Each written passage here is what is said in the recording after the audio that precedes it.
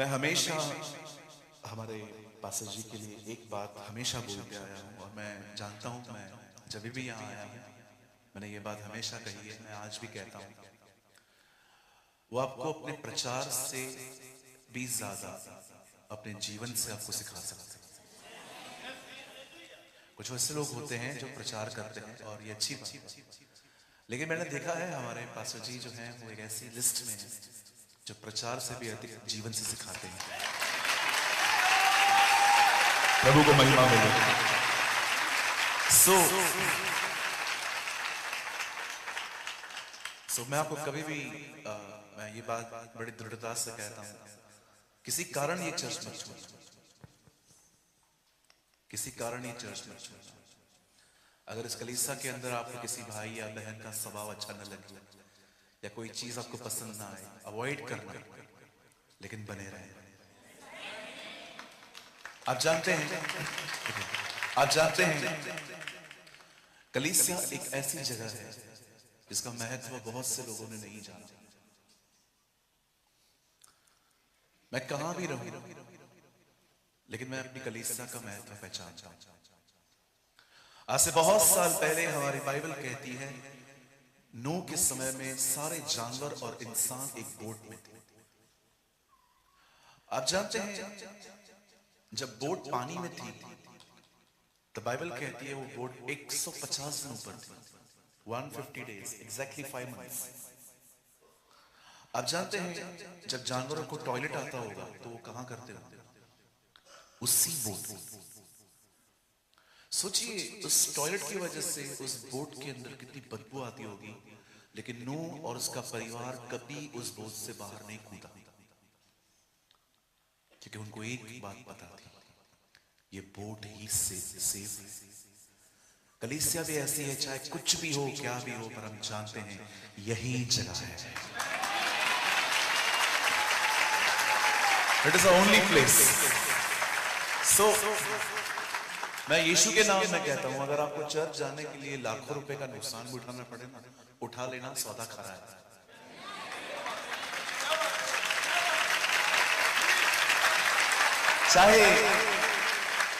चाहे कुछ भी हो क्या भी हो, डोंट मिस संडे चर्च।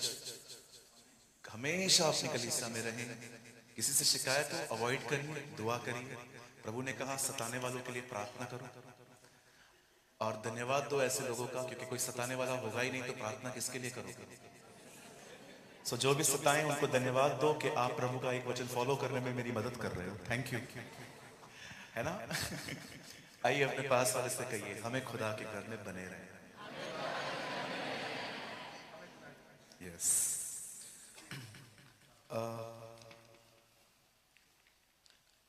मैं प्रभु के वचन को देने से पहले 5 मिनट में आपसे बात करना और मैं चाहता हूं आइए आप सब सामने देखें और सिर्फ 5 मिनट के बाद मैं स्टार्ट करूंगा।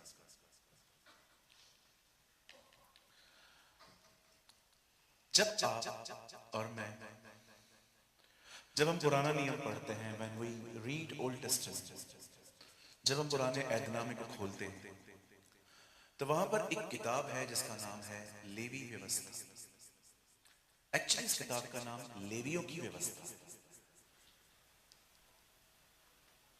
इस किताब के अंदर आपको बहुत सारे बलिदान मिलेंगे, होम बलि, मेल बलि, अन्न बलि, धन्यवाद बलि, बलिदानों का जिक्र है। पर क्या आपने एक बात सारे बलिदान खुदा के सामने मारकर लेके जाया जा सकता है। आप कभी नहीं पढ़ोगे कि खुदा ने कहा कि कोई जानवर लो और उसको मेरे सामने जिंदा लेकर आओ। सबको मारना पड़ा। पुराने नियम का हर बलिदान मरा हुआ, अ डेड सैक्रिफाइस। पर हमारी बाइबल नए नियम में कहती है आओ अपने आप को जीवित चढ़ाओ। अब बाइबल नहीं कहती है कि तुम्हें मरे हुए बलिदान चढ़ाओ। Now the Bible says sacrifice, offer yourself as a living sacrifice. अब अपने आप को जीवित, पवित्र, निर्दोष, भावता हुआ बलिदान करके चढ़ाओ। यही तुम्हारी आत्मिक सेवा है। एक बार मैं जब इस लेवी व्यवस्था की किताब और इस वचन को पढ़ रहा था, तो मैं खुदा से एक बात पूछ रहा था, खुदा पुराने नियम में सब बलिदान मरे हुए हैं, बट नए नियम में आपने कहा अपने आप को जिंदा लेकर। और मैं सोचने लग गया, मैं अपने आप को खुदा के सामने जिंदा कैसे ले जा सकता हूं? और आप सभी जानते हैं बाइबल ही बाइबल को एक्सप्लेन करती है। बाइबल ही बाइबल को एक्सप्लेन करती है। हो सकता है आज कोई वचन आपको नहीं समझ में आ रहा है, पर कुछ समय के बाद एक ऐसा वचन मिलेगा जो उस वचन को एक्सप्लेन करता है। आप जानते हैं, जब मैं एक वचन को मैंने पढ़ा और उस वचन में उत्तर लिखा हुआ था कि एक्चुअली हम अपने आप को जिंदा कैसे चढ़ा सकते हैं, और यह वही वचन था जो यीशु ने शैतान को कहा था, मनुष्य केवल रोटी ही से नहीं परंतु परमेश्वर के हर एक उस वचन से जो उसके मुंह से निकलता है जीवित रहेगा।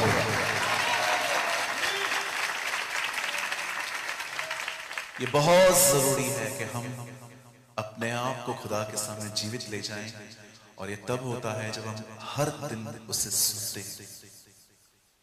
और परमेश्वर के बात करने के बहुत तरीके, एक तरीका है बाइबल, दूसरा तरीका है आपके पास है सलीम खान जी, परमेश्वर का दास भी कह सकता था, लेकिन मैंने आदर के साथ कहा। और एक तीसरा भी प्रभु के साथ बात, प्रभु आपसे बात कर सकते हैं कि जब आप सो जाओ तो वो आपके सपनों में आके आपसे बात कर सकता है। He talks in dreams, in visions, वो सपनों में, दर्शनों में बात करता है। अगर आप में से किसी को भी शिकायत है प्रभु मुझसे बात नहीं करते, तो मैं आज आपके सामने एक उत्तर लाया, आप डाइवर्ट समझते हैं? उत्तर प्रदेश में इन दिनों में एक प्लेस है जिसका नाम है कानपुर। वहां पर बहुत जोर शोर से मेट्रो का काम चल रहा है, इतना जोर शोर से कि आप कभी सोच भी नहीं सकते। 5 मिनट का अगर रास्ता होगा तो आपको 20 मिनट लग जाएंगे, क्योंकि सारे रूट्स डाइवर्ट हैं। अगर आपको बाजू वाले घर में जाना है तो आपको उस गली से जाना पड़ेगा। क्यों? क्योंकि यहां पर काम है। और जो मोड़ होता है ना जिसको वो लोग कर रहे हैं, वहां पर लिखा रहता है डाइवर्ट, वहां से डाइवर्ट हो जाए। खुदा सबसे बात करता। हमारी बाइबल कहती है उत्पत्ति की किताब में पहले दिन उसने रोशनी बनाई, दूसरे दिन उसने पानी का एक हिस्सा ऊपर भेजा, तीसरे दिन उसने अर्थ बनाई, चौथे दिन उसने ज्योतियां बनाई, उसके बाद उसने 3 जगहों के जानवर बनाए, पानी में और आसमान में उड़ने वाले और पृथ्वी पर चलने वाले। और बाइबल कहती है हर दिन वो कुछ बोलता गया और बनता गया। बाइबल का पहला चैप्टर कहता है खुदा हर दिन बोलता है, एवरी डे। हमें क्यों नहीं सुनाई देता? क्योंकि हम डाइवर्ट होना समझते हैं। आप सुबह उठे, आप प्रेयर कर रहे थे, आप बाइबल पढ़ रहे थे, अचानक घर के किसी पर्सन ने आपको कुछ बुरा भला कह दिया और अब सब वचन भूल गया। अब आपके अंदर वही बातें हैं, इसने ऐसा कैसे बोला। इसे कहते हैं डाइवर्ट हो जाए। कुछ लोग मोबाइल में डाइवर्ट हैं, वे तो बाथरूम में भी फोन ले जाते हैं। फिर परमेश्वर का वचन वहां भी आता है, हे एहलिया तेरा यहां क्या काम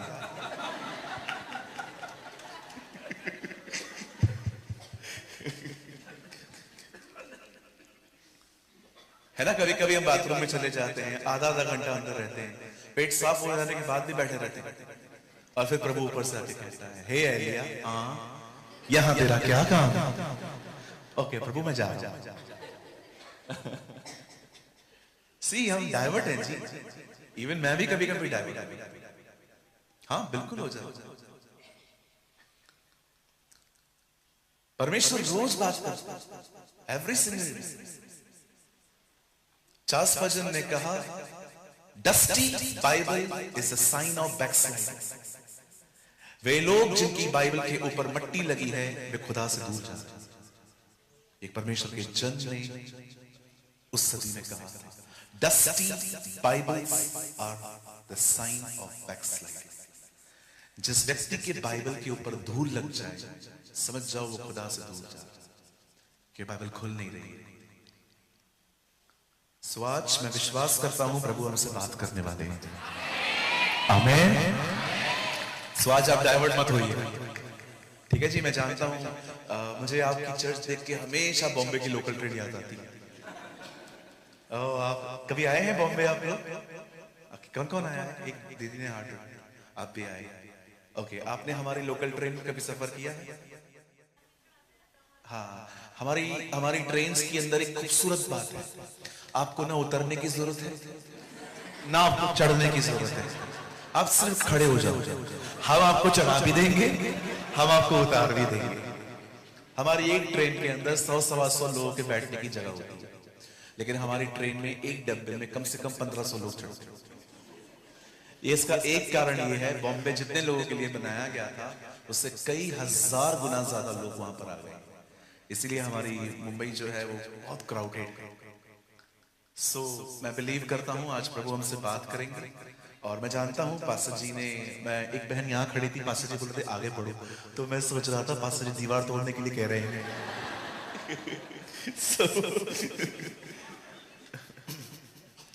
लेकिन प्रभु आने वाले दिनों में तो आपको और भी बढ़ाने वाला है ना?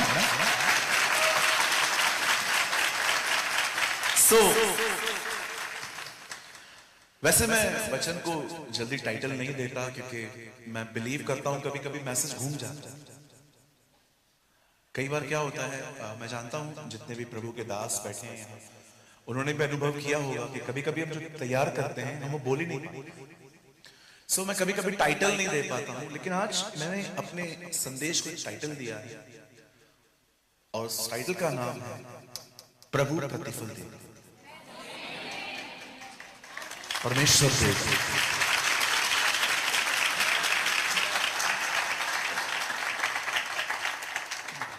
क्या आप सब तैयार हैं? ओके, 11:20 हो रहे हैं।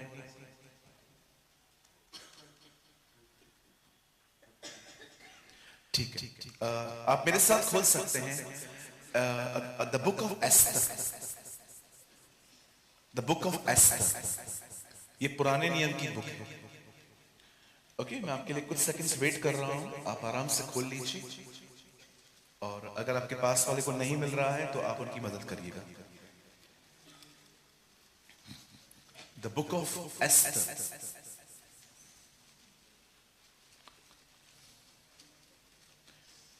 नेहमिया के बाद आती है।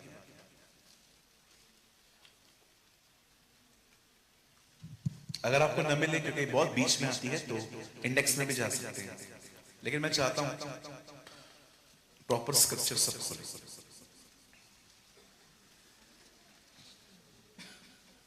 द बुक ऑफ एस्टर, और हम सब खोलेंगे 6 अध्याय, चैप्टर 6।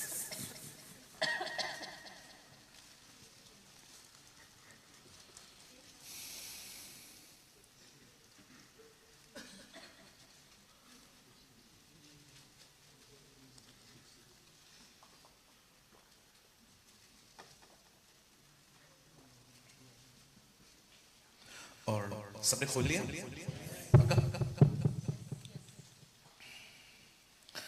आपको बुरा तो नहीं लगा मैंने कहा हेल्प करो दूसरों की? तो बुरा मत मानिए, क्योंकि कभी कभी बाइबल सिर्फ चर्च में मिलती है, इसलिए मिलती नहीं।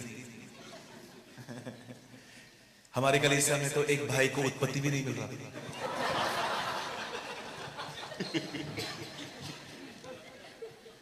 मैंने उससे कहा तो मीटिंग के बाद मुझसे दुआ करवा के जा।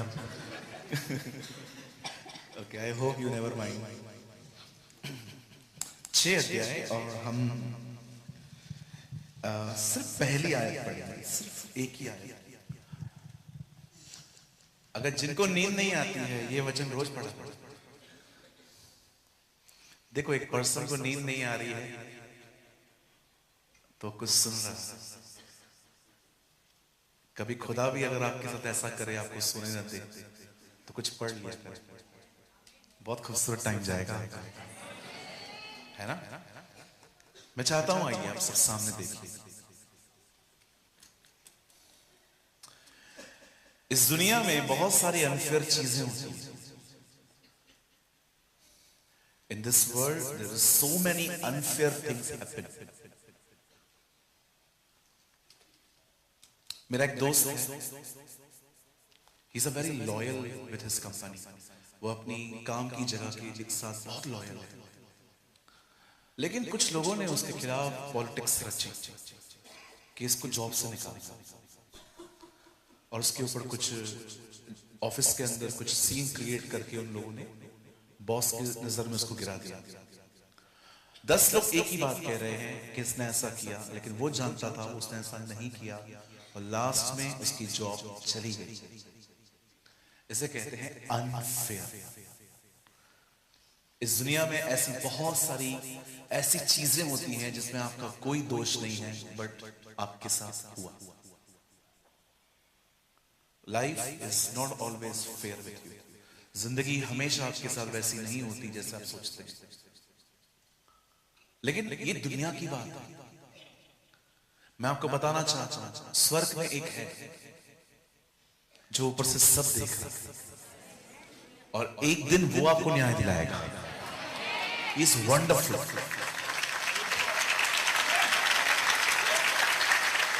भले ही इस दुनिया में बहुत सारी ऐसी चीजें होती हैं जो अनफेयर है, लेकिन याद रखिए ऊपर की दुनिया बहुत अलग है। शायद लोग सब कुछ न देख पाएंगे, लेकिन बाइबल कहती है वो सब देख रहा है। He knows everything। दानियेल की पुस्तक में लिखा है, अंधेरे में क्या है तू जानता है, क्योंकि तेरे निकट प्रकाश बना।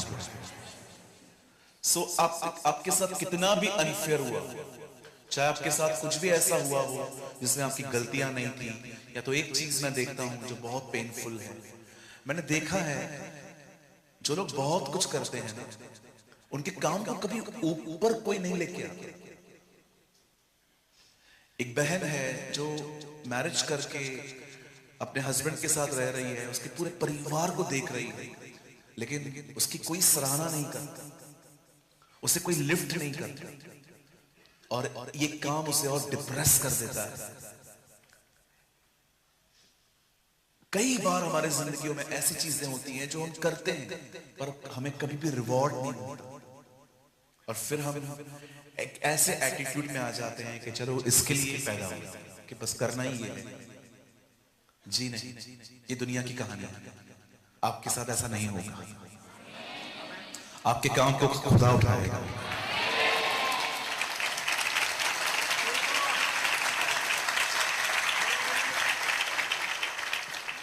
मेरी बाइबल कहती है एक दिन था जब शरेश राजा ने अपने 127 प्रांतों में एक भोजन, एक बहुत बड़ी पार्टी अनाउंस की। मैं आपको बताना चाहता हूं, एस्तर एक ऐसी किताब है जिसमें खुदा का नाम नहीं। आपको कहां पर भी परमेश्वर, प्रभु, यहोवा, पवित्र आत्मा, यीशु ये वर्ड्स नहीं मिलेंगे। प्रभु की एक दासी जॉइस हेयर, जब उसके चर्च के अंदर लोग आके कहते हैं प्रभु काम क्यों नहीं करते, तो उनको हमेशा कहती है एस्तर पढ़। तुम्हें वहां पर भी दिखेगा कि खुदा कुछ नहीं कर रहा, लेकिन वही कर रहा है, वही कर रहा है। अगर आपको ऐसा लगता है कि परमेश्वर इन दिनों में कुछ नहीं कर रहा, तो मैं आपको सेम बात कहूंगा उस बहन की। आप एस्तर की किताब पढ़िए जहां पर परमेश्वर का नाम नहीं है, पर सारे कामों से भरी हुई है उसकी। वो हर अध्याय में कुछ कर रहा है। कई बार प्रभु को आदत है पर्दे के पीछे काम करने की, वो कर्टन के पीछे काम करता है। इसलिए यीशु की मौत ने पर्दा फाड़ा ताकि हम देख सकें कि पर्दे के पीछे क्या हो रहा है। आमीन। बाइबल कहती है एक राजा था जिसका नाम था शरेक्श इन इंग्लिश, और खुदा के पाक कलाम में लिखा है कि उसने अपने 127 प्रांतों को, बड़े बड़े लोगों को, अधिकारियों को, उसने अपने गवर्नर्स को, अपने सेंचुरियंस को, हर एक को बुलाया कि आओ हम एक पार्टी करने वाले हैं। और इतिहास गवाह है ये पार्टी 6 महीने चली, 180 डेज। और इस पार्टी के अंदर उन्होंने हर चीज खाने के लिए रखी थी। और एक चीज वहां पर और भी जिक्र है कि शराब पीने के लिए वो लोग किसी को भी जोर जबरदस्ती नहीं करते। लिखा है पीना तो नीति के अनुसार होता। सब जिक्र है कि हाँ ऐसा हुआ है, इट्स अ फैक्ट। और बाइबल कहती है उन्हीं दिनों में जब शरिश राजा बहुत पी चुका था, तब उसने रानी वश्ती को एक मैसेज भेजा कि तू क्वीन है और क्वीन की तरह हमारे बीच में आ। और वो दिखाना चाहता था कि कितनी खूबसूरत पत्नी दी है उसे खुदा ने, मतलब उसके पास है। लेकिन हम सभी जानते हैं रानी वश्ती ने साफ मना किया, मैं नहीं आनी, आई विल नॉट कम। और जब ये बात राजा को पता चली कि रानी ने मुझे मिलने से मना किया है, वो बाहर आने से उसने मना किया है, बाइबल बताती है वो क्रोध से भरा, क्योंकि बात ईगो पे आ गई। अब बात आने और जाने की नहीं थी, अब बात ये थी मेरी आज्ञा क्यों नहीं है। जानते हो ईगो एक घमंड से भरे हुए व्यक्ति के अंदर सबसे बुरी बात क्या है? वो भलाई से ज्यादा अपनी बात माने जाने से खुश हो। कहिए पास वाले को कभी घमंड न करें, घमंड से दूर रहिए। हमारी बाइबल कहती है खुदा को चढ़ी हुई आंखें भी पसंद है, चढ़ी हुई आंखें। एक परमेश्वर के दास ने सीढ़ियां बनाई, सीढ़ी। अभी आप YouTube देख रहे हैं ना, पहले YouTube इतना नहीं होता था फेमस, पहले सीढ़ी चलती थी। आपके घर पे कोई पुराने DVD प्लेयर्स पड़े? अभी तो कोई यूज ही नहीं करता, लेकिन पहले DVD प्लेयर्स आते थे, सीडी डालते थे। मुझे आज भी याद है, हम बाजार से ले आते थे। एक परमेश्वर के दास ने एक सीडी बनाई, उसका नाम रखा प्रभु तुम्हें पवित्र करेगा। एक ही दिन में वो सारी सीढ़ियां बिक गई। सेकंड वीक में उन्होंने एक और सीडी बनाई, उसका नाम लिखा आओ हम प्रभु की आराधना करें, वो भी सीडी बिक गई। तीसरे हफ्ते में उन्होंने एक सीडी बनाई जिसका उन्होंने नाम रखा घमंड न करो, एक भी नहीं बिकी। क्योंकि जो लोग वहां से गुजर रहे थे सब लोग उसको टाइटल को देख रहे थे, घमंड मत करो। घमंड तो मत में है ही नहीं, मैं लूं क्यों? चलो चलो चलो। यू नो घमंड कभी आपको महसूस नहीं होने देगा कि आप घमंड नहीं। वो कभी आपको महसूस ही नहीं होने देगा कि आप गलत हो। घमंडी व्यक्ति हमेशा अपनी नजर में ऊंचा, हर एक को नीचा रखता। एक सुंदर स्वरदूत को घमंड ने श्रापित शैतान बनाया, जो नाश होने के लिए रखा गया। Don't pride. इवन आपको अपने बाइबल के ज्ञान पे भी घमंड नहीं होना चाहिए कि मुझे दूसरों से बेहतर पता है। मैं लास्ट टाइम आया था, मैंने आपको बताया था, मैंने रिसेंटली एक आदमी के साथ डील की थी। एक बंदा था जो मेरी मीटिंग में बैठा हुआ था, मैं बाहर था कहीं पर, तो वो जैसे मैं स्टार्ट करता था बोलना, वो चला जाता था और एकदम आगे बैठ गया। मतलब सारे लोग देख रहे हैं कि मीटिंग के बीच में कैसे जा रहा है। और एक बार नहीं, उसने ऐसा 3 बार किया। अब एक्चुअली ये पर्सनल थिंग है, मुझे इतना ध्यान नहीं देना चाहिए, लेकिन पता नहीं क्यों मैंने उससे पूछा। मैंने कहा भाई साहब आपको कुछ तकलीफ है? जैसे मैं आता हूं आप चले जाते हैं। तकलीफ नहीं है, मुझे सब पता है, आई नो एवरीथिंग, मेरे को सब पता है। ऐसे चुटकियां मार के बात करते हैं, आजकल से कुछ पूछो, यर्मिया से कुछ पूछो, प्रकाश वाक्य से पूछो, मैं तुमको पता। मैंने प्रभु से कहा प्रभु मैं आज से नहीं चलूंगा, मैं बाद में पश्चाताप कर लूंगा, लेकिन आज वैसे नहीं चलूंगा। मैंने कहा भाई साहब आइए 2 मिनट काम है आपसे। हाँ पूछो पूछो पूछो, क्या पूछना है? मैंने कहा मैं यर्मिया यशाया इन किताबों से नहीं, मैं सुसमाचारों से पूछ सकता हूँ। अरे सुसमाचार तो मैं ऐसे ही पढ़। मैंने कहा अंकल एक क्वेश्चन ये है, यीशु ने 5000 लोग को खाना खिलाया, उनके नाम तो बता दो।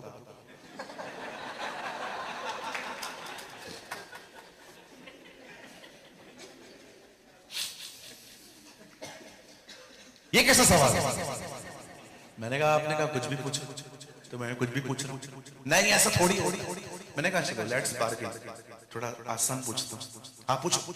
मैंने कहा वो जो मछली खिलाई उसका नाम?